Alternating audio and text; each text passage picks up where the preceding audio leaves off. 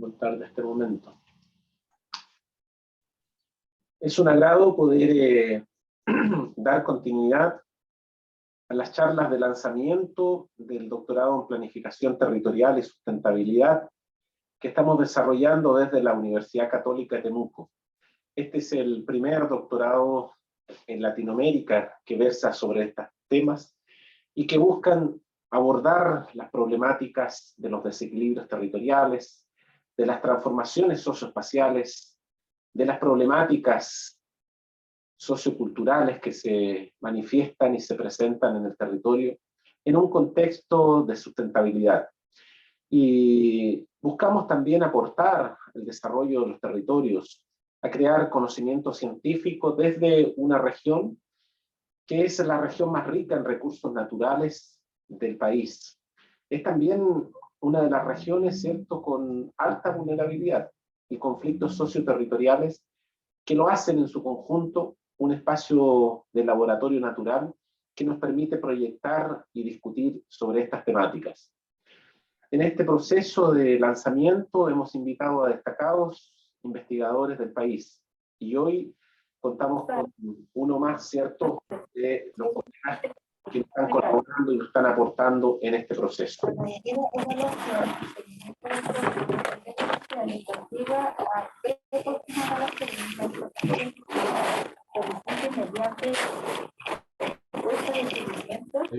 Un audio de Clarín Toro parece que puede ponerlo en muto. Educativos sobre contaminación. O el administrador puede darlo por interno, eso. Sí. Bien. Voy a dejar al colega, el doctor Daniel Rosas, profesor del claustro del doctorado, quien va a presentar a nuestro invitado del día de hoy. Adelante, Daniel, por favor. Bueno, muchas gracias. Bueno, yo tengo el honor de presentar al doctor Cristian Echeverría, quien es profesor titular de la Facultad de Ciencias Forestales de la Universidad de Concepción. Y bueno, ha trabajado en la temática de ecología del paisaje y además ha promovido activamente su desarrollo a nivel internacional, pero sobre todo a nivel nacional, desde su trabajo en el PhD. Esto fue realizado en Cambridge ya el año 2005. Sus temas de investigación en la actualidad se enfocan en los impactos de la fragmentación y el cambio de uso del suelo en la provisión de servicios ecosistémicos y biodiversidad, y para esto utilizan una serie de técnicas, ¿cierto?, como la modelación espacial, el trabajo participativo con distintos actores, análisis multicriterio, entre otros. El doctor Cristian Echeverría, además, es cofundador del capítulo chileno de la Asociación Internacional de Ecología del Paisaje, y actualmente fue reelegido como vicepresidente de esta misma asociación, pero a nivel internacional. ¿Bien? También es fundador y líder del Laboratorio de Ecología del Paisaje de la Universidad de Concepción, el LEP, y asesor del Plan Nacional de Restauración del Paisaje, liderado por el Ministerio de Medio Ambiente, también de Agricultura, y autor de una serie de artículos científicos, de capítulos de libros, editor en revistas internacionales, parte de comisiones científicas, de grupos expertos, entre otros. Así que, sin más preámbulo, damos paso a la presentación de Cristian Echeverría. Muchas gracias, Cristian. Y adelante con la presentación. Luego de tu exposición va a haber un espacio para preguntas, en la cual los participantes pueden interactuar tanto de forma directa como también por el chat. Nosotros ahí vamos a ir colectándolas. Así que adelante, Cristian, y muchas gracias. Bien, muchas gracias, Daniel, Fernando, por la invitación a presentar en este seminario. Voy a compartir pantalla ahora. ¿Se logra ver bien y escuchar bien? Se ve bien y se escucha bien. Bien, muchas gracias, Daniel, nuevamente. Bueno, el título de esta presentación es muy fuertemente vinculada al doctorado que se está promoviendo desde la Universidad Católica de Temuco sobre planificación territorial y sustentabilidad. Lo que hoy día queremos hablar es acerca de los desafíos que tenemos en materia de sustentabilidad y qué debemos comprender mejor respecto a este vínculo entre naturaleza y sociedad, especialmente en paisajes cambiantes, que son los paisajes que dominan en gran parte en Chile como también en otras partes del mundo. Sin lugar a dudas, hoy día nos enfrentamos a un amplio rango de desafíos mundiales, de compromisos climáticos, compromisos de sustentabilidad, compromisos también de generación de información relativa a biodiversidad, servicio ecosistémico. Estamos inmersos en una serie, y ahí pongo algunos ejemplos, ciertos desafíos internacionales, de los cuales nosotros y Chile está comprometido. Como también han aparecido varios estudios que nos muestran la necesidad de poder doblar esta famosa curva de pérdida de biodiversidad y reaccionar lo antes posible bajo diferentes estrategias, bajo estrategias de restauración, de conservación, de cambio climático, de cambio del consumo, etc. Los países también a nivel mundial se han comprometido con los famosos contribuciones nacionalmente determinadas, las NDC, de acción climática. Por ejemplo, la adaptación, que son en verde, y las de mitigación en azul.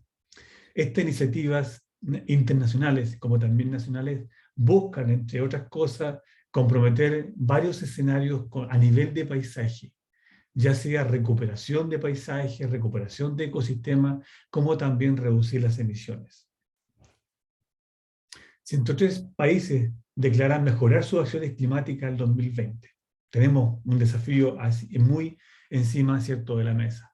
74 compromisos de más de 60 países para restaurar 210 millones de hectáreas.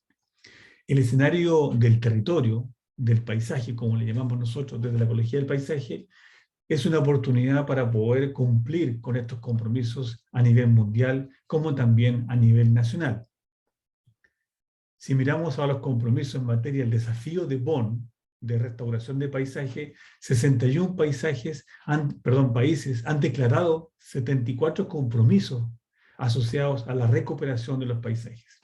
No todos estos compromisos involucran árboles, como también vemos que no todos los países de diferentes regiones se han comprometido con el desafío de Bonn. Para ir comenzando con esta presentación, les quiero presentar acá 3 grandes preguntas. ¿De qué manera podemos guiar a la sociedad en general para avanzar hacia la sustentabilidad de los paisajes? ¿Cuáles son los principales sacrificios, los principales trade-off entre el bienestar humano y la biodiversidad?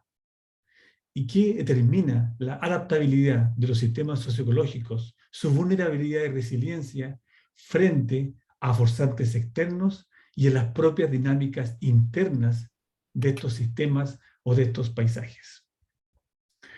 Para comenzar a contestar estas preguntas, obviamente no tengo la respuesta absoluta de estas preguntas, pero para comenzar a discutir y a poder ver en profundidad estas preguntas, primero es necesario comenzar qué es lo que entendemos por la ciencia de la sustentabilidad del paisaje y cómo esto se vincula con el concepto clásico de la sustentabilidad. La sustentabilidad, primero como concepto, enfatiza 3 aspectos.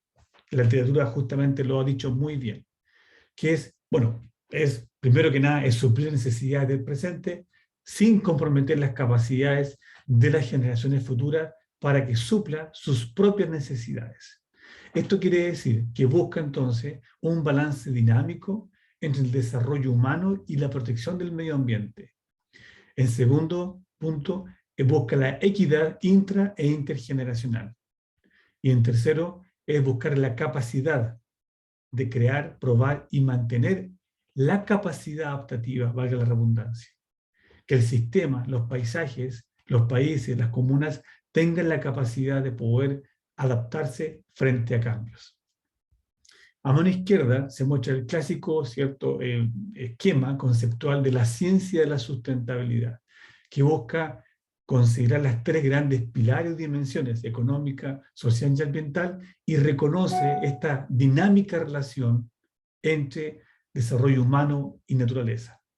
Es muy importante enfatizar que es una relación dinámica, no es estática cuando hablamos nosotros de este balance entre naturaleza y ser humano. Por otra parte, cuando se apunta hacia la sustentabilidad, es bueno considerar que no es a una sola escala. Esto se habla a diferentes escalas, tanto locales, regionales, nacionales, como también globales. Muy asociado al concepto de la sustentabilidad y de la ciencia de sustentabilidad están los enfoques de la ciencia de sustentabilidad. Esto es importantísimo para poder saber también de qué manera los futuros estudiantes las futuras investigaciones o los aportes que hagan los tomadores de decisiones sea en relación a los territorios. Desde la izquierda, si tomamos el ejemplo del triple balance, se nos enseñó a muchos de nosotros que debíamos buscar nosotros la intersección entre esas tres grandes pilares, entre lo social, lo ambiental, lo económico, para poder avanzar hacia la sustentabilidad. Luego se nos enfrenta a este nuevo desafío de la sustentabilidad débil, la cual considera la posibilidad de sustituir un pilar por otro, básicamente entre lo económico, el ambiental, o el social y el ambiental. Y pasamos finalmente a lo que hoy en día se conoce como la sustentabilidad fuerte, en el cual el capital natural es un complemento y el fundamento para el desarrollo económico y social.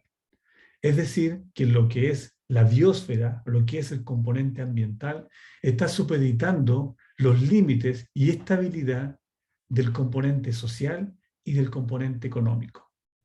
Estamos pasando ahora de un enfoque básicamente de la simultaneidad, que es el enfoque del triple balance, a un enfoque de complementariedad respecto a estos tres grandes pilares de la sustentabilidad. Es así como hoy en día, cuando relacionamos estos enfoques con los objetivos de desarrollo sustentable, ya se reconoce el enfoque de sustentabilidad fuerte para poder organizar, para poder estructurar los objetivos de desarrollo sustentable. Vemos que los objetivos que están vinculados a la biosfera son fundamentales, son el piso, son el cimiento para poder comenzar con todos los otros relativos a la sociedad y a los económicos. Bien, teniendo en cuenta entonces este gran esquema conceptual que a nivel global ya está promoviéndose en varias instituciones y en varios líderes, tenemos que entonces ahora ver cómo la ciencia de la sustentabilidad puede ayudar a la sociedad a movernos en esa dirección. Aquí tomo referencia a un artículo publicado el año 2019 en el cual se preguntan, bueno, ¿cuál es la diferencia entre sustentabilidad del paisaje y paisajes sustentables? Voy a hacer algo un poco simple, un poco redundante, pero es interesante ver que del año 2003 al 2005 aproximadamente, el número de publicaciones, como también las veces que se han citado artículos, ha despegado fuertemente a nivel mundial. Cuando se busca los conceptos relativos a paisaje sustentable, que es el esquema a la izquierda, como cuando se busca en relación a sustentabilidad del paisaje, en términos de número de publicaciones, y acá a la derecha tenemos en cuanto a las veces que han sido citados por año. La curva roja habla del conjunto de papers completo, la curva azul habla acerca de papers relativos a paisaje sustentable, y la verde en relación a sustentabilidad del paisaje. Para comprender mejor cómo se estructura esta red de conocimiento, este campo científico, miremos entonces esta red que se hace a la izquierda para paisaje sustentable y la derecha para sustentabilidad del paisaje. ¿Cuáles son las principales conclusiones? Es que estos dos grandes conceptos son muy relacionados, pero tienen una sutil divergencia a través del conocimiento científico. Cada color muestra un clúster, un agrupamiento de tópicos. Básicamente, los paisajes sustentables han estado vinculados a sustentabilidad de bosques, de la parte silvicultural, forestal, los patrones del paisaje, el manejo del paisaje. En cambio, cuando la literatura busca avanzar hacia la sustentabilidad del paisaje, tiene un fuerte vínculo con la ciencia de la sustentabilidad, con el concepto de sustentabilidad y sus enfoques que fueron los que yo expliqué anteriormente. Si vemos en el mismo trabajo una nube de conceptos, una nube de palabras, vemos que desde lo que es el paisaje sustentable a sustentabilidad de los paisajes ha habido una transición. Ha habido una transición a través del tiempo, en que pasamos del desarrollo sostenible a hablar más de sustentabilidad como gran concepto. Bueno, profundicemos entonces un poquito más acerca de qué significa esto. Básicamente, como hablamos anteriormente, existe un balance dinámico que busca la ciencia de sustentabilidad abordar entre naturaleza y ser humano. ¿Ya? Aquí hay un micrófono encendido ahí de don Gonzalo. Entonces, ¿qué es lo que nos dice, cierto? Básicamente tenemos que el paisaje es la escala a la cual las personas y naturaleza se unen e interactúan. El paisaje es la escala más idónea para comprender esta interacción entre naturaleza y ser humano, donde interactúan ambos conceptos.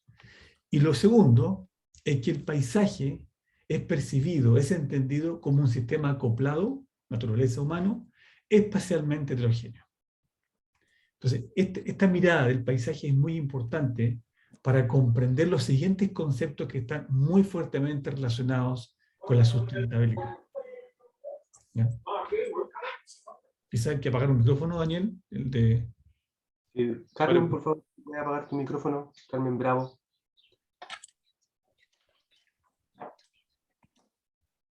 O directamente, también, Fernando, se pueden apagar desde el administrador. Eso, gracias. Entonces, tenemos en cuenta de que la ciencia de la sustentabilidad del paisaje nos está diciendo que el paisaje no es meramente, ¿cierto?, como un área geográfica lleno de biodiversidad. Ya es un sistema acoplado. ¿Y qué significa que sea un sistema acoplado? Significa, ¿cierto?, que es por excelencia, es un sistema socioecológico, ¿cierto?, que por excelencia es una representación de un sistema adaptativo complejo. Cuando tenemos un sistema adaptativo que es complejo, se caracteriza por tener un gran número de interacciones no lineales entre sus componentes. Por otra parte, existe una multiplicidad de escalas, tanto en estructura como en dinámicas, y en tercero, cuenta con la capacidad de autoorganizarse.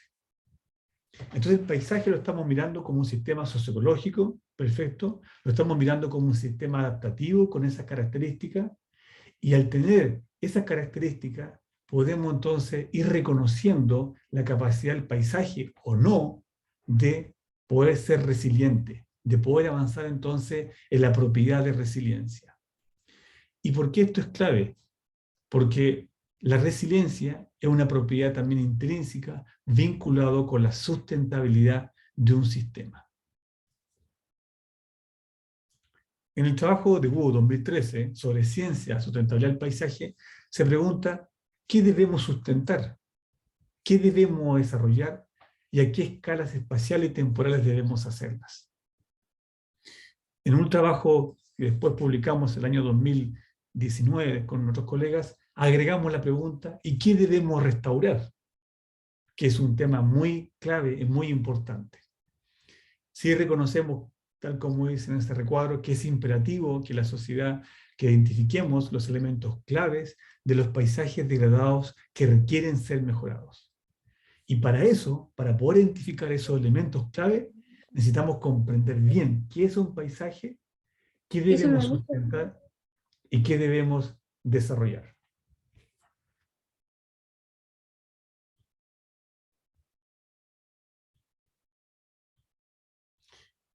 La ciencia de sustentabilidad reconoce como dos grandes componentes, el medio ambiente y las necesidades humanas. Los servicios ecosistémicos han sido definidos como la bisagra, como la unión, como el nexo entre estos dos grandes temas. Nosotros, si queremos avanzar hacia la planificación territorial, si queremos avanzar hacia la sustentabilidad del paisaje, necesitamos realmente reconocer este nexo que existe entre el capital natural y las necesidades humanas.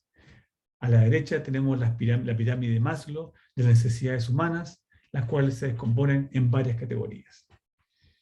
Bien, entonces, pero ahora hablemos de cuál es el marco de trabajo, cuál es el marco conceptual de la ciencia de la sustentabilidad del paisaje. En la siguiente diapositiva, acá les presento los principales componentes de la ciencia de la sustentabilidad.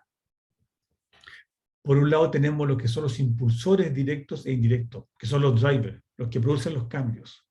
Esto tiene un impacto en la biodiversidad y los procesos ecosistémicos, los cuales a su vez están determinando en gran medida la capacidad de los ecosistemas de proveer servicios ecosistémicos, los cuales a su vez tienen implicancias en el bienestar humano. Por otra parte, se nos agrega un gran componente, que es los patrones y procesos del paisaje, es decir, la configuración, las funciones del paisaje. Este marco de trabajo de la ciencia de la sustentabilidad del paisaje tiene como objetivo resaltar el papel que tiene la composición y configuración de los paisajes para influir en la ecología, para influir en la sustentabilidad de paisajes reales, examinando de manera bastante explícita cómo la diversidad, la abundancia, la disposición de los elementos del paisaje tienen una fuerte conexión con los procesos ecosistémicos, con el bienestar humano, con los drivers, como también con los servicios ecosistémicos. El desafío está en reconocer las interacciones entre estos componentes. ¿Cuánto sabemos realmente de estas interacciones, de estas flechitas que están entre ellos? Cada componente podemos entenderlos muy bien, podemos escribirlos conceptualmente, pero ¿comprendemos el paisaje que estamos viviendo, o el que estamos investigando, o el que queremos investigar? ¿Esa interacción? ¿Entendemos bien cómo se vinculan eso? El concepto de sustentabilidad del paisaje se define como la capacidad de un paisaje para proveer los servicios ecosistémicos, subrayo, esenciales, en el largo plazo, para mejorar el bienestar humano. Fíjense cómo tiene un vínculo fuertemente. ¿Qué es lo que es sustentabilidad? Aquí la define como una capacidad de algo. Y en el enfoque de sustentabilidad fuerte, se habla entonces de servicios ecosistémicos en el largo plazo para mejorar el bienestar humano. Vamos comprendiendo ahora, con casos reales, con ejemplos, cómo funciona esto de los impulsores, de estos drivers indirectos y directos. Les voy a mostrar algunos ejemplos que hemos realizado en el Laboratorio de Ecología de Paisaje, como también con colaboración de otros colegas, de qué manera comprendemos este marco de trabajo, cuánto sabemos de acerca de esto, y cuáles serían las preguntas que surgen posteriormente. A nivel mundial es reconocido que los drivers principales de transformación, de pérdida de la biodiversidad y servicio ecosistémico son el cambio de uso del suelo, como el cambio de uso también en el mar, la explotación directa, el cambio climático, contaminación, entre otros. A nivel nacional está muy relacionado con este enfoque internacional. A nivel nacional, el último informe de biodiversidad revela que el desarrollo de los sectores productivos y el cambio del suelo son percibidos como el principal motor de pérdida de la biodiversidad en Chile. Veamos entonces ahora el cambio del suelo asociado al sector forestal, agrícola, sectores productivos, cómo ha sido el patrón de transformación de los paisajes y su vínculo con la biodiversidad y los servicios ecosistémicos. Si vemos a nivel nacional, en 1986, entre la región de Valparaíso y la región de los lagos, el 34% de los bosques nativos cubrían ese paisaje. En verde son los bosques nativos, amarillo zonas agrícolas, ganaderas, y en café plantaciones forestales. Posteriormente, el año 2001, tenemos que un 28% del paisaje es cubierto por bosque nativo y el año 2011 un 23%. Esto nos revela una dinámica intensa de cambio del suelo, gatillada principalmente por expansión forestal y expansión agrícola. Este patrón, a nivel nacional, sin embargo, nos está ocultando diferencias regionales, que las vamos a ver más adelante. De toda esta zona del centro-sur del país, la costa ha sido la zona más dinámica de los últimos 4 décadas, la que ha experimentado mayor cantidad de cambios. Miremos cómo ha sido la transición en la costa. Entre 1986 y 2011, aquí vemos las transiciones desde bosques nativos a otros usos, como de matorrales y plantaciones, hasta el 2011. Creo que vemos, ¿cierto?, que gran parte de los bosques nativos fueron transformados a zonas agrícolas, a matorrales y a plantaciones. Esta tendencia continúa también en la década del 2001 al 2011, donde el bosque nativo se transforma gran parte en matorral y le sigue hacia plantaciones forestales. Aquí en la barra de la derecha se ve, ¿cierto?, la superficie acumulada que termina luego del periodo, partiendo algo muy pequeño, terminando algo de mayor dimensiones. Por otra parte, tenemos acá a la derecha que de los bosques costeros, los bosques esclerófilos, caducifolio, espinoso, esclerófilo, son los que han tenido la mayor pérdida o mayor tasa de cambio en Chile en ese periodo observado. Si nos enfocamos ahora a las regiones de Maule a la Araucanía, haciendo un poco de zoom, entre 1979 y el 2017, esta ha sido la dinámica de cambio del paisaje. Tenemos los mismos colores en verde, bosques nativos, matorrales, bosque nativo, plantaciones forestales e incendios en rojo. ¿Qué significa esto? Significa que en estas regiones hemos detectado la deforestación, la pérdida de bosque nativo, cerca de 1,5 millones de hectáreas en ese periodo de estudio, básicamente casi en 5 décadas. Tenemos un 46% de bosque nativo que transicionó a plantaciones forestales, con una pérdida importante, como les decía, de 1,5 millones de hectáreas, de las cuales prácticamente la mitad se pasó a plantaciones forestales.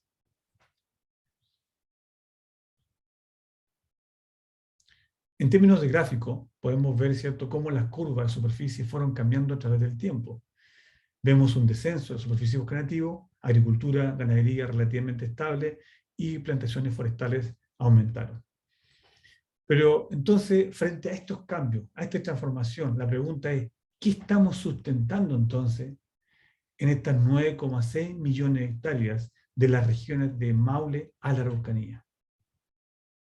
Es una pregunta. ¿Qué estamos sustentando, como nos hacía, ¿cierto?, el trabajo que presentamos anteriormente?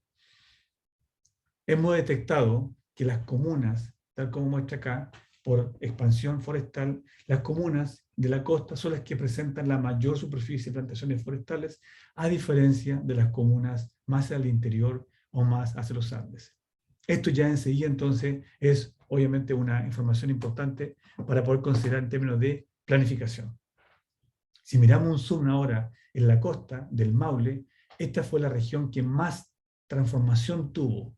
Aquí vemos una imagen de 1975, en verde bosques nativos, matorrales en naranjo, plantaciones forestales en café, y luego en 2007 esta zona del Maule experimentó las transformaciones más grandes que nosotros hemos reportado en Latinoamérica.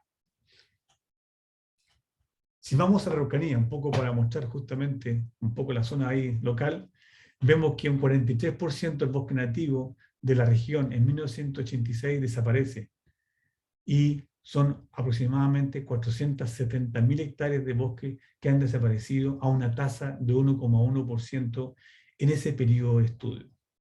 Existe un cambio neto negativo de bosques nativos, como también un cambio neto en praderas y cultivos, no así en plantaciones forestales. La transición también es importante en la región de la Araucanía. Vemos que hubo un aumento de plantaciones forestales y una pérdida importante de bosques nativos en ese periodo. La costa, los Andes, muestran una situación distinta. Ahí podemos ver, ¿cierto?, de que los patrones de transición en la costa, los Andes, son totalmente distintos de la Araucanía, de la Araucanía, en ese periodo de estudio.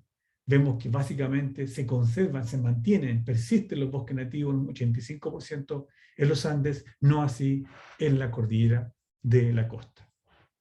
Volvamos entonces a la ciencia de sustentabilidad. Hemos hablado acerca de los impulsores. El cambio sobre el suelo es, sin duda, un factor importante en Chile. ¿Cómo está afectando esto entonces ahora a la biodiversidad? Bueno, en un estudio que realizamos junto a colegas de otras universidades, evaluamos el impacto que tiene una política forestal, en este caso subsidio, en la cobertura de bosques nativos, carbono y en la biodiversidad. Básicamente ese estudio muestra el impacto que tuvo el subsidio en la sustitución de bosque nativo, una disminución de la riqueza de especies de flora y fauna, como también un aumento marginal en el carbono almacenado, versus un escenario de cumplimiento de la legislación forestal, sin reemplazo de bosques nativos, sin expansión de plantaciones forestales en zonas de mayor pendiente, hubiese habido una disminución de sustitución, hubiese habido un 78% menos de disminución de la biodiversidad y hubiese habido un aumento importante del carbono aéreo almacenado. En términos de biodiversidad, esto nos muestra diferentes estudios que fueron utilizados para hacer el metaanálisis, como desde escarabajos, desde aves, de plantas, etcétera, muestran cierto un impacto o una relación negativa con respecto a plantaciones forestales versus la mantención de bosques nativos. Estos estudios gatillaron también un impacto a nivel internacional, una reacción internacional en relación de cómo regulamos estos estudios, estas políticas públicas con los desafíos de cambio climático. El trabajo, cierto, que publicamos también nos reveló la necesidad de mejorar las políticas públicas y mejorar los compromisos que Chile pueda tener en materia de cambio climático y lo que es forestación o restauración mediante bosques. Avancemos entonces ahora. ¿Qué significa esto en términos de los servicios ecosistémicos? ¿Cómo vinculamos entonces estos cambios con los servicios ecosistémicos? ¿De qué manera puede impactar el cambio del suelo en la provisión de servicios ecosistémicos? Acá, cierto, junto al colega Rodrigo Fuentes, del equipo también de Laboratorio de Ecología y Paisaje, modelamos mediante indicadores varios servicios ecosistémicos para las regiones del Maule hasta la Araucanía, tales como regulación de caudal, producción de alimentos, producción de pulpa, recreación de turismo, entre otros. Este es el resultado del último Fondesit, pero en realidad incluye varios Fondesit, 2 Fondesit más atrás, para poder reunir toda esta información en un periodo de 9, 8 años. Lo que a nosotros nos interesaba era, para poder avanzar al manejo integral, requerimos entonces una evaluación integrada. Y la evaluación integrada implica entonces integración de datos que son heterogéneos y por otro lado también integración de visiones, objetivos y valores respecto a lo que tenemos en esos paisajes. ¿Cuál fue el resultado? El resultado nos reveló que en los últimos años, veríamos entre 1986 al 2017, que es la línea roja, vemos una variación en la capacidad de los paisajes entre Maule y Araucanía de proveer estos servicios ecosistémicos. Básicamente hemos visto un aumento en la capacidad de provisión de servicios, estos de alimento, de fibra, de madera, y una disminución de los servicios de regulación y culturales. Eso ha sido la tendencia en el centro-sur del país en las últimas 4 décadas. Entonces la pregunta que nos surge, ¿existen umbrales que nos adviertan de manera efectiva de alteraciones que son irreversibles? ¿Hasta cuándo nosotros vamos a hacer que el sistema aguante? En otras palabras. Veamos qué pasaría entonces a futuro. ¿Cuáles serían las proyecciones de estos paisajes a futuro? ¿Cuál sería el impacto que tiene la provisión de servicios ecosistémicos? Tenemos entonces un escenario al 2050 que es de tendencia actual, como si todo lo que ha venido en los últimos 30 años continuara en términos de cambio de uso del suelo. Un escenario de forestación que no implica sustitución de bosque o reemplazo por la agricultura, sino que en suelos degradados solamente, y un escenario de restauración que implica entonces la recuperación de vegetación ribereña, la recuperación también de bosques en cabecera de cuenca y otros supuestos que utilizamos. En el primer escenario, si todo continúa tal cual, al 2050 tendríamos una adicionalidad en la pérdida de los servicios de regulación del clima local, como también la capacidad de los paisajes de proveer recreación y turismo. Por otra parte, hay un aumento importantísimo de lo que es provisión de fibra y otros materiales. Pero si miramos ahora el escenario de forestación ya regulado, sin sustitución y solamente en pendientes mayores de 25% del suelo erosionado, vemos que, claro, hay un aumento en la producción de fibra y otros materiales, 68%, pero mucho menor. Y podría haber un aumento en el control de las tasas de erosión. Si miramos ahora el escenario de restauración, vemos que sin duda, con un escenario multicriterio de restauración de varios lugares en estas regiones, varios de los servicios que hemos estado perdiendo de regulación y culturales se podrían recuperar a diferentes magnitudes. Y por otra parte observaríamos una pequeña reducción en la provisión de fibras y básicamente madera y pulpa. Si miramos esta tendencia a través del tiempo, a través de un gráfico temporal como este, vemos estos deltas. Aquí les pido enfocarse en los deltas, las variaciones entre lo rojo, que es lo actual, y el verde, escenario de restauración.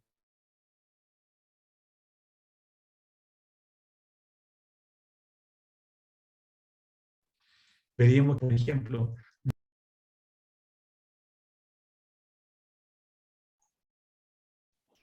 Cristian. Sí, al parecer tuvo un problema. Voy a hablarle ahora, si nos dan un minutito para que se restaure la conexión, le agradeceré. Muy bien. ¿Cómo está, profesor Peña? Don Fernando, ¿cómo le va? Hola, Carlos, ¿cómo estás? Gracias por la invitación. Extraordinaria la exposición, se pasó. Espero que, por favor, si es que es posible, que bueno, le voy a escribir, caso la pueden enviar. Realmente impactante el tema. El otro día, justo conversando con gente de Arauco, aquí cerca de mi casa, hablábamos de un montón de temas que justamente relacionados con esto mismo, y a ellos le está trabajando un profe que era de la Universidad de Talca, que no me acuerdo bien el nombre de él ahora, que trabajaba en el... Ahí Gracias, estamos. Carlos, igual por el comentario que planteaba. Quizás podríamos retomarlo en el momento que finalice, Cristian, para que nos comente igual. Adelante, Cristian. Ya, perfecto. Bueno, se cambió la pantalla, miro para acá ahora. Lo que le estaba explicando, si disculpen, faltaba conectar el computador. Acá lo que nos muestra en estos escenarios, estos delta, que es bajo un escenario de restauración, que podríamos recuperar la capacidad de los paisajes incluso más allá, más atrás del 2021 en que estamos ahora. Podríamos recuperar la capacidad de los paisajes incluso como teníamos en los años 90 o los años 2000, bajo un escenario realmente estricto de restauración. Esto es muy importante en términos de planificación territorial, de dónde poder priorizar los territorios para efectos de recuperación de la recuperación de servicios ecosistémicos.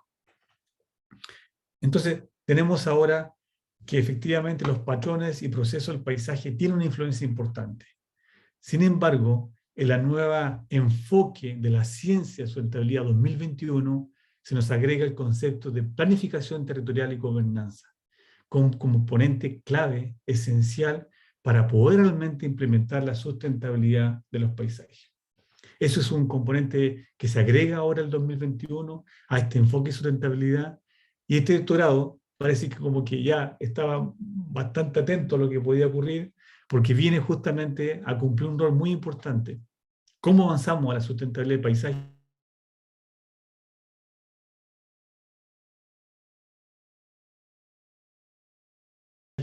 ¿Cómo este doctor para mejorar el bienestar de las personas? La restauración del paisaje son estrategias que hoy día, ¿cierto?, se están enfrentando. Eso implica herramientas, múltiples herramientas, implica un enfoque participativo, implica análisis multicriterio, implica también análisis multisectorial.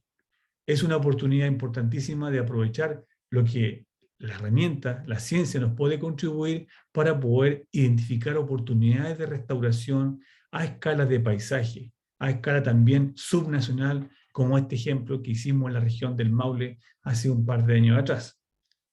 Enfoques hay varios de cómo debemos manejar el territorio. El enfoque múltiple nivel, es decir, no solamente manejar el ecosistema, también reconocer especies o a nivel genético que son importantísimos de incluirlo al momento de avanzar hacia lo que es el manejo integral de los paisajes. El manejo multiescala, también, no solamente manejar las partes, manejar también el paisaje completo, porque sabemos, tantos patrones como procesos, son a multiescala. No todos los procesos, no todos los patrones espaciales del paisaje suceden a la misma escala. Como comentario final, ya para ir terminando, ¿cómo podemos avanzar hacia la acción entonces de sustentabilidad? Bueno, en base a la literatura y en base a otros enfoques también, hay que enfrentar el desafío de manera multisectorial y multiescala. Eso es algo muy importante que ya la literatura, también siento hay varios trabajos de Fernando, de Daniel y otros colegas, han enfatizado la necesidad también de tener enfoque altamente participativo. Protección multinivel.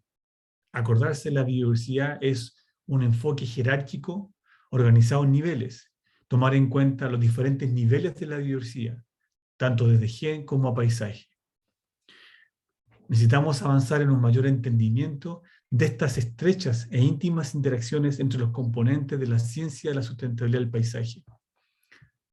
Tenemos que avanzar en la investigación para comprender cómo las perturbaciones, tanto estocásticas como determinísticas, tanto como las deseadas como las indeseadas, se propagan a través de las escalas espaciales y niveles de organización para impactar los sistemas socioecológicos.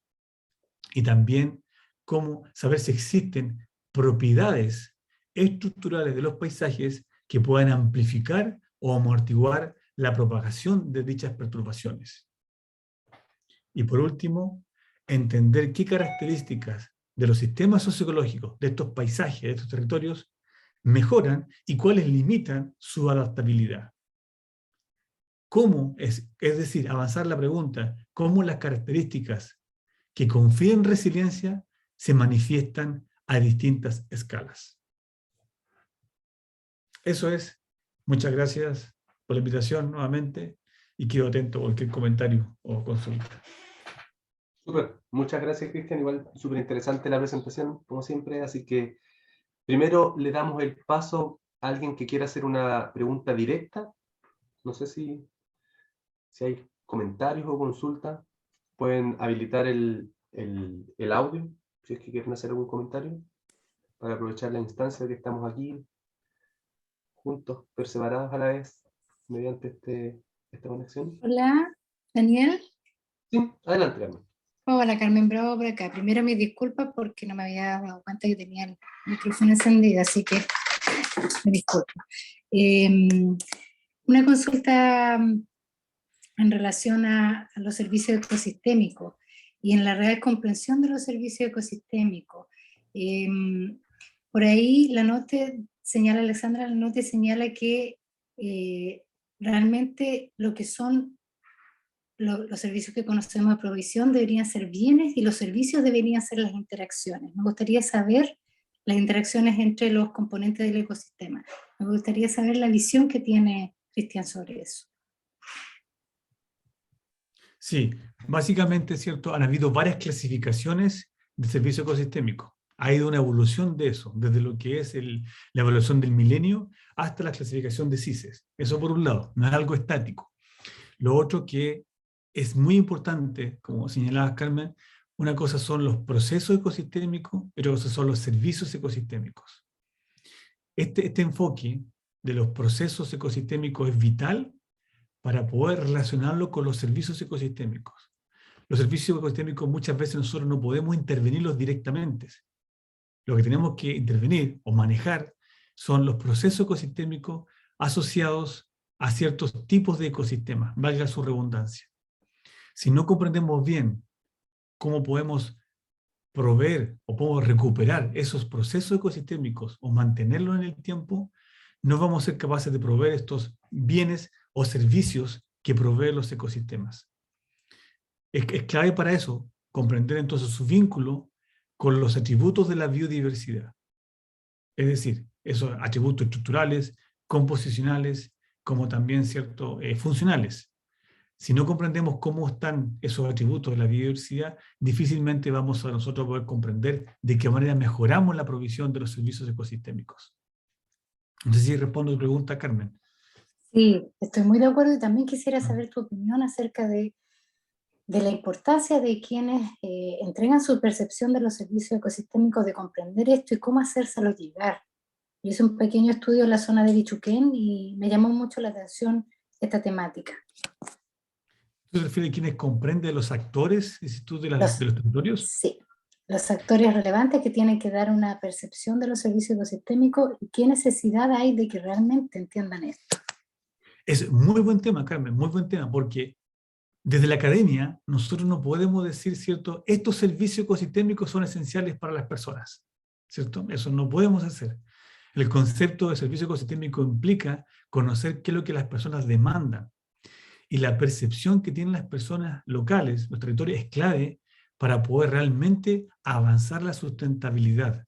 Porque dice que es esencial para las personas. No es esencial, ¿cierto?, para quienes estamos quizás en la ciudad y estamos modelando y analizando un paisaje que no conocemos. Debe ser, ¿cierto?, altamente participativo el enfoque para poder identificar lo que las personas demandan que son vinculantes con su bienestar, con sus medidas de bienestar, con sus necesidades humanas. Por ejemplo, nos ha pasado muchas veces en talleres que hemos hecho, las personas dicen, ¿cierto? Tú no le preguntas, oiga, dígame, ¿qué servicio ecosistémico a usted le interesa? No, no, no, las personas, ¿cierto? Hablan de su conocimiento, que es válido, y hablan entonces, por ejemplo, a mí me preocupan mucho los incendios, dicen, los incendios forestales. Ya, perfecto. Otras personas dicen, no me gusta ver el verde de los pinos. Así nos han dicho. Entonces, uno tiene que ir traduciendo ese mensaje. ¿Qué servicio ecosistémico es lo que las personas están pensando? ¿Y cómo lo vinculo entonces a los componentes de la biodiversidad o a los componentes del paisaje para poder entonces decir qué es lo que me está faltando en términos de planificación territorial o en términos de restauración del paisaje? Cuando hago ese nexo, recién yo me estoy acercando entonces a pisar territorio realmente de la sustentabilidad y con un enfoque de sustentabilidad fuerte. Eso, Muchas gracias. Muchas gracias, Cristian. No sé si hay alguna otra pregunta o comentario. Sí, por acá, Daniel. Adelante, Felipe. Hola, Cristian, mucho gusto. Soy Felipe Ortega, soy biólogo, trabajo en áreas silvestres protegidas acá en la región de la Araucanía. Mira, yo precisamente estoy trabajando hoy día en mi trabajo de título de magíster en planificación con respecto a la percepción de los visitantes, o sea, de la percepción que tienen los visitantes del área protegida y la percepción de la gente que vive aledaña a los parques nacionales con respecto a los servicios ecosistémicos.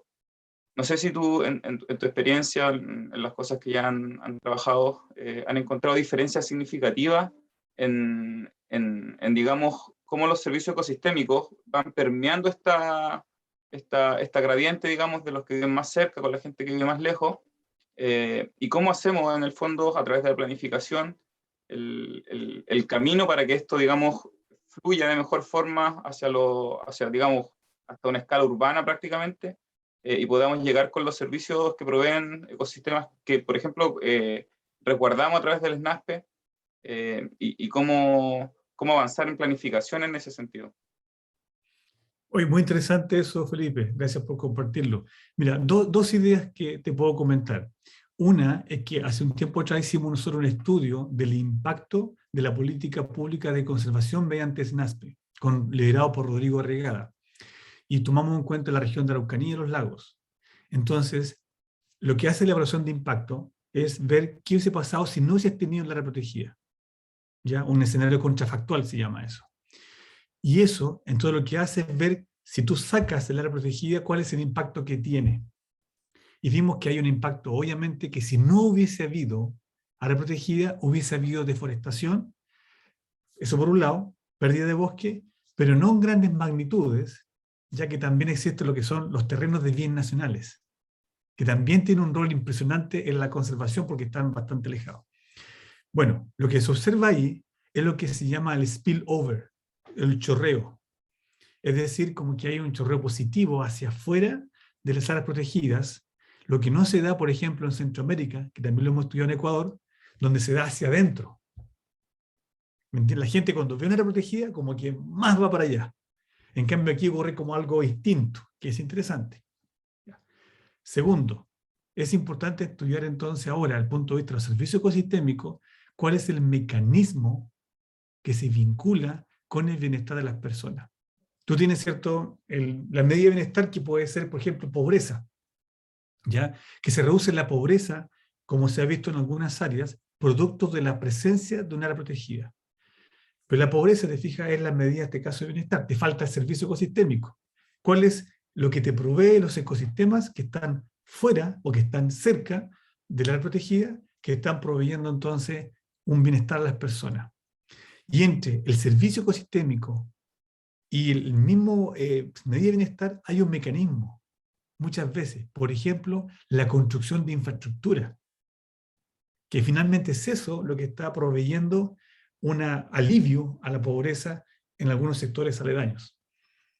Entonces, no sé si estoy respondiendo más a la pregunta o no, Felipe, pero es importante por lo menos ver, uno, cuando espacializa el servicio ecosistémico, ver si ese servicio ecosistémico viene en la configuración del paisaje, es decir, viene a nivel de paisaje o viene a nivel de ecosistema.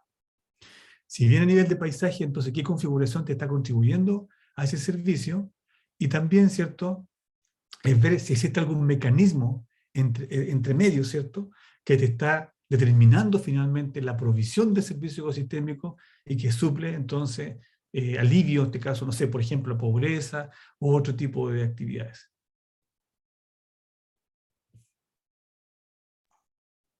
Muchas gracias, Cristian. Gracias, Cristian.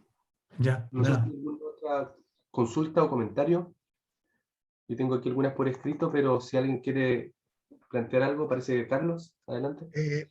Bueno, cuando se cortó la comunicación con el profe, con don Cristian ahí, estaba haciendo el comentario yo de que justamente hablando con gente de Arauco, bueno, la comuna de Curepto es una comuna del secano costero de la región de la provincia de Talca, región del Maule, y en mi trabajo, en lo que yo hago, yo soy ingeniero agrónomo y estoy en el magíster de gestión ambiental territorial de la Universidad de Talca, donde el profesor Fernando es mi profe actualmente, y él nos invitó a esta charla. Me encantaron los gráficos. Creo que si esto se publicara y se hiciera una no sé, una muestra, solamente alguna... Chuta, perdón, están arreglando.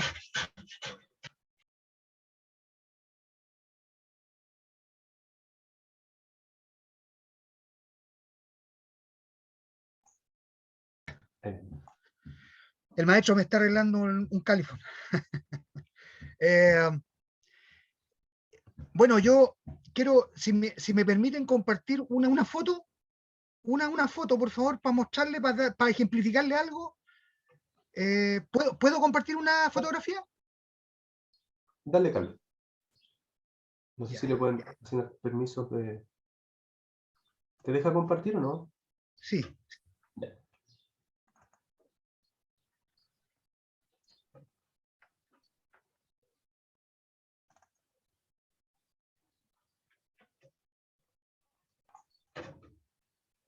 Aprovecho ¿La de ven? comentar mientras que en el chat está también el link para el programa de doctorado, si alguien quiere revisarlo después. Adelante, Carlos.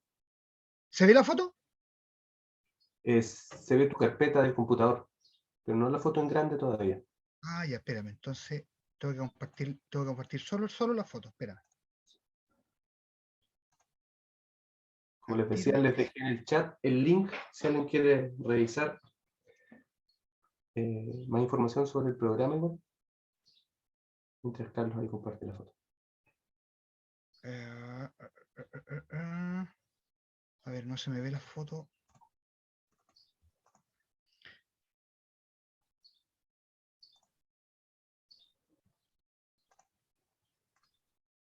Ahí está. Ahí se ve la foto. Sí. Ya, esto es lo que pasa, esta es la realidad de la comuna de Curepto junto con parte de Constitución y Empedrado, porque me ha tocado recorrer las 3 comunas por un trabajo que estoy realizando. Estoy realizando supervisión a unos planes de manejo del programa de recuperación de suelo, del INDAP. Y siempre me paro en algunos paisajes y saco fotos. Esto es lo que pasa. Pasa de que la pérdida de agua, la pérdida de biodiversidad, la pérdida de flora y fauna silvestre, pasa con que no hay respeto alguno ni siquiera por la conservación de cuencas, de algunas cuencas. Y esto se da y se ha venido dando, y es como hablarle al aire cuando uno le pregunta a la empresa forestal o le pregunta a los funcionarios, a la gente encargada de fiscalizar o de poder hacer algo, algún control. No hay respuesta frente a eso. Si ustedes se fijan, la plantación forestal está hasta el borde de la cuenca, hasta el borde de la quebrada. Aquí no hay faja, no hay faja de protección, no hay ningún tipo. Esto se repite en todas partes. Se repite hasta en los lugares donde hay napas, donde hay vertientes que surten de agua a la población. Incluso esto se da en 2 cuencas en donde Curepto urbano toma agua, Curepto urbano, en donde han tenido que abastecerlos agua potable en camiones aljibe, a una población aproximada de 5.000 habitantes. Y esto es lo que todo el mundo sabe y no se hace nada. Y lo que yo acabo de ver en la presentación grafica plenamente la importancia que tiene la sustentabilidad, el trabajo de gestión del ordenamiento territorial, y de que hace mucha falta que las autoridades, los que toman decisiones, se fijen en estos detalles. Y bueno, yo quiero ser parte de eso, por eso estoy estudiando, y voy a seguir insistiendo, voy a seguir peleando, voy a seguir alegando y haciendo todo lo que esté en mi instancia para poder colaborar en esto. Así que le agradezco mucho, le agradezco al profe Peña por invitarnos a la charla, y gracias al profe también por esta charla, que la voy a compartir. Si me la pueden compartir, yo voy a sacar alguna fotografía y voy a tratar de ver si puedo compartirla por ahí para que la gente se instruya y vea que realmente es necesario la conservación y la sustentabilidad. Gracias, muy amable de su parte. Gracias, Carlos, también por compartir la foto. Realmente eso se repite, como tú decías, ¿cierto? 150 veces en un paisaje, porque es un proceso ya a gran escala. Claro. Entonces, no es algo local, es algo ya a gran escala. Y eso tiene consecuencias. Como le digo, yo me ha tocado recorrer Empedrado, Constitución, y bueno, la comuna de Curepto, que la conozco al revés y al derecho, y es exactamente el mismo paisaje. Y gente que sufre, o sea, que usted no se imagina, todas las descargas de la gente que he recibido yo, producto de la falta de agua, de las pérdidas de cultivo. Es increíble, llega a dar pena, digamos, de cómo la gente está sufriendo, y pensar de que todo se suple con yendo a dejar 50 litros diarios en un camión aljibe. Yes. Gracias. Estamos ya en el horario de cierre de esta jornada de charlas. No sé si por el lado de Fernando habrá algún comentario o algún mensaje. Bueno, agradecer a Cristian la presentación, y luego también la calidad del trabajo que están haciendo. Creo que son elementos sumamente relevantes, que ojalá, digamos, puedan empezar a incorporarse en los instrumentos de planificación. Hemos tenido instrumentos que han trabajado solo los espacios urbanos, y hay una esperanza, digamos, en el sentido de que los futuros planes regionales de ordenamiento territorial puedan mirar de una forma distinta al territorio, sobre todo lo que son los espacios rurales, ¿ya?, en donde está este proceso de transformación tan significativo. También comentar que hay varias regiones que están en proceso de actualización de su estrategia regional.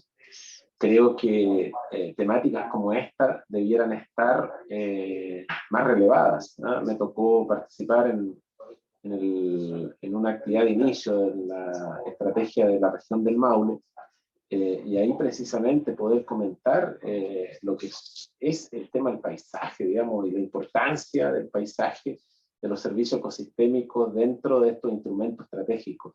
Creo que lo que nos presenta Cristian nos deja también el desafío de cómo acercar estas temáticas y que se incorporen específicamente. Yo pensaba un poco en función de la ley, de este concepto de condición de localización, ¿no?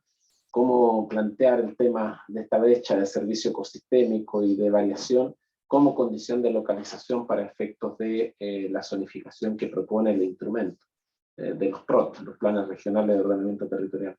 Así que creo que nos deja ahí varias lecciones, Cristian, desde el punto de vista de cómo también aportar en esta otra fase de la incorporación de la metodología de los instrumentos propiamente tal. Muchas gracias. Gracias. Me sumo también a las felicitaciones por el trabajo y agradecer, por supuesto, que nos hayas compartido esta mañana, casi tarde, lo que han hecho. Y muchas gracias igual, Cristian, y gracias a todos los participantes que nos acompañaron hoy día. No sé si quieres comentar algo para el cierre, Cristian. Muchas gracias por la invitación. Y también, bueno, creo que es una buena oportunidad para iniciar el doctorado que ustedes, cierto, están promoviendo. Es clave, llega un momento adecuado para poder, ¿cierto?, llenar un espacio de vacío de conocimiento e investigación. Así que mucho éxito con el programa. Vale, muchas gracias. Y a los que han consultado por la presentación, estas han sido grabadas y que pronto informaremos igual en las redes sociales del doctorado la forma en que va a estar disponible, ¿ya? Así que muchas gracias igual a todas y a todos y que tengan buena tarde. Hasta luego. Gracias a ustedes. Gracias, muchas que estén bien. Muchas gracias.